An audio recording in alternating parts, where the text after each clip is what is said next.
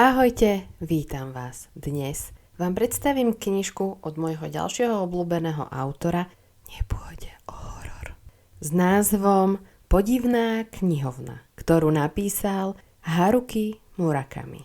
Knižka má 64 strán a vydalo ju v roku 2014 vydavateľstvo Odeon.cz. A o čo teda ide? Chodíte si požičiavať knihy do knižnice? Mladík si ako obvykle odskočí na večer do miestnej knižnice. Vrátiť 2 knižky a nejaké iné si požičiať. V ten deň sa však už nevráti domov. Bežná knižnica sa náhle zmení v záhadné bludisko s nekonečnými chodbami, zamknutými dverami a celou, v ktorej sa chlapec nakoniec ocitne. Občasnou spoločnosťou mu robí detko, ovčí muž a záhadná krásna dievčina, ktorá nehovorí. Táto nočná mora sa síce nakoniec presvetlí denným svetlom, ale mladík zisťuje, že nič už nie je tak, ako kedysi. A môj názor?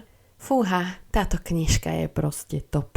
Sú tam krásne ilustrácie, tým, že je taká maličká, teda respektíve má málo strán, veľmi rýchlo ju prečítate, ale zase sa dá prečítať niekoľkými spôsobmi. Prvý, že to len preletíte ako bežný čitateľ. Druhý, že sa nad niektorými vecami pozastavíte a začnete o nich premýšľať. A tým pádom z knižky, ktorá má 64 strán, zrazu vie byť aj 500-stranová kniha. Murakamiho štýl je jedinečný a vtipný. Človek by ani nečakal, že do tak málo strán sa dá dostať tak veľa. Murakami je majster záhadných a surrealistických tém. Text je otvorený, nedopovedaný, plný symbolov a filozofických otázok.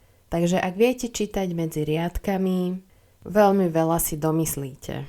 Takže, ak nemáte po nociach čo robiť, tak ako ja, knižka s názvom Podivná knihovna je stvorená ako pre vás.